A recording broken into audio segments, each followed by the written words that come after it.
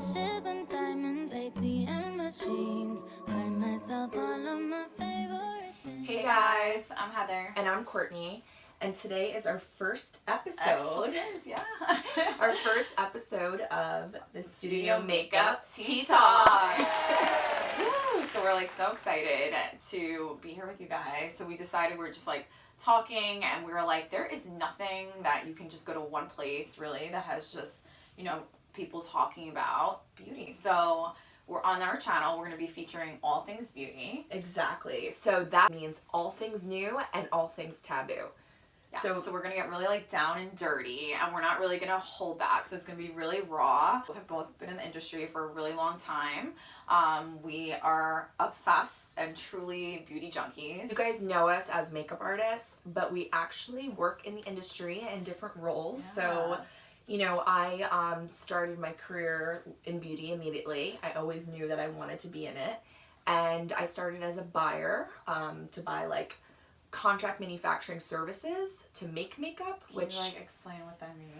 I guess every time I say so it, big and fancy. it sounds so extra. She's a little bit of a show off. I'm not. Just kidding.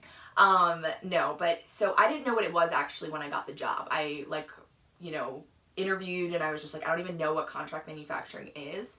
But basically, it's just how all of these brands are emerging right now. Like, they go to these suppliers and they have their own labs, they make their own formulas, and you can basically buy their formulas and they'll pair it with a package and they do the manufacturing and everything.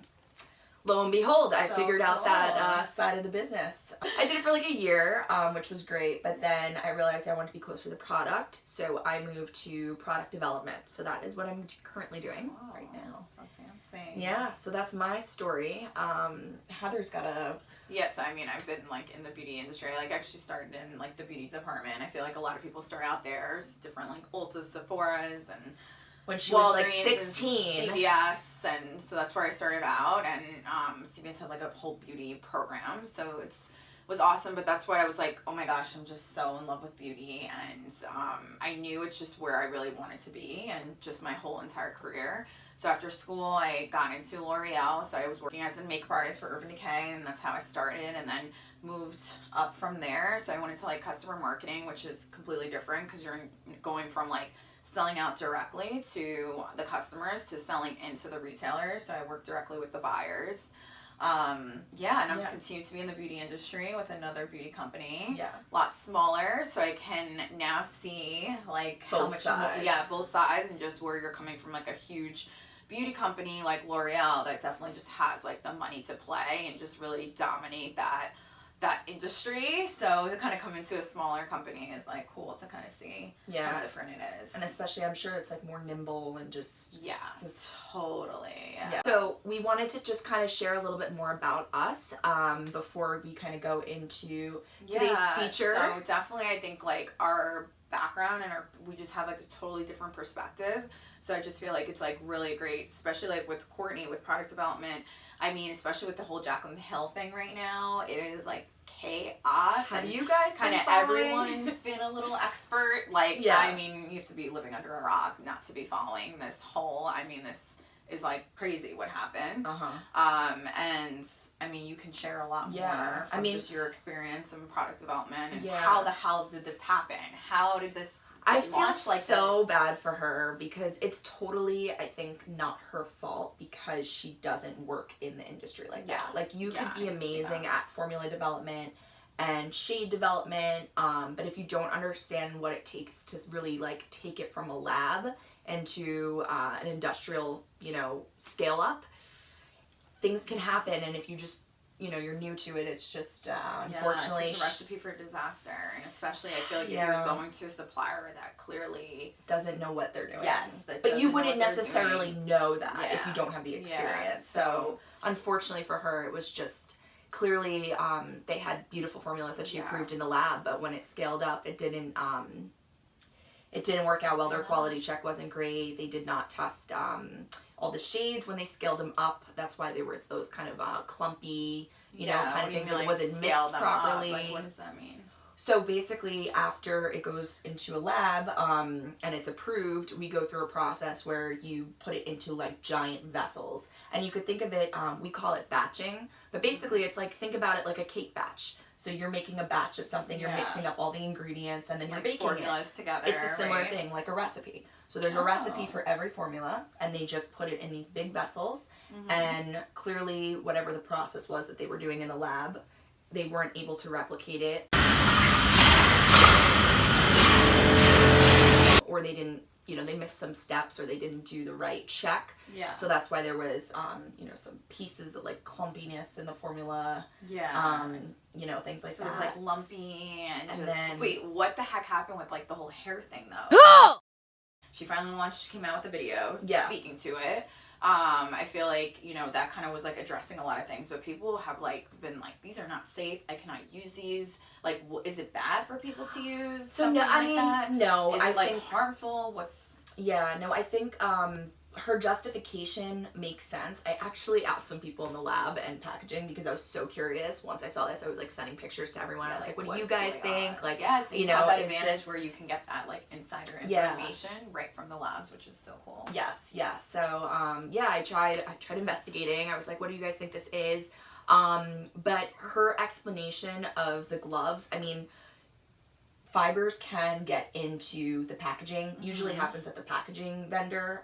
Sometimes when like it's maybe depending on how it was packed out, like in the box, maybe there was something exposed, or maybe people were using the gloves there.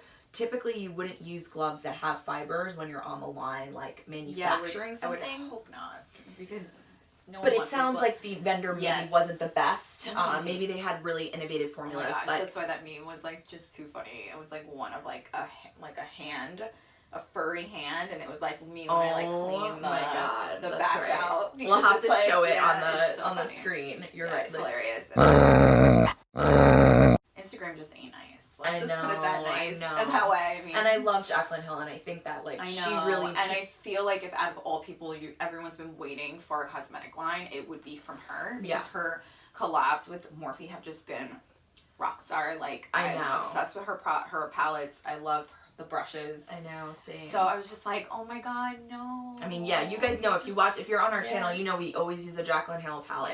We always use her brushes from Morphe. Like, and Jeffree Star's even too was saying like, out of all people that should have a brand, it should be Jaclyn Hill, and like everyone's waiting for it. So it's just a shame, but it just teaches, I feel like everyone out there, especially people that are trying to launch their own brand, that you have to really be close to every different area and avenue, that you really kind of sometimes have to handhold these launches, absolutely. Especially if it's your first one, because the beauty industry is not nice, and they will clap back, and it could clap back, and literally could ruin your career sometimes. So it could make or break you. So I feel like it's so important. I know, it's crazy. There's a lot of things brands have to consider now. They have to be so careful, because one bad thing can really result into, a brand's demise. Or in this case, it was really bad press for Jaclyn Hill. But we love you, Jaclyn Hill.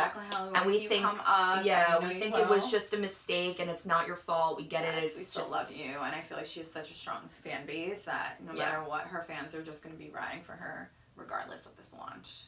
And you guys saw, we had samples, and the samples, it was like one sample had a little bit of fuzz, and it really wasn't that significant.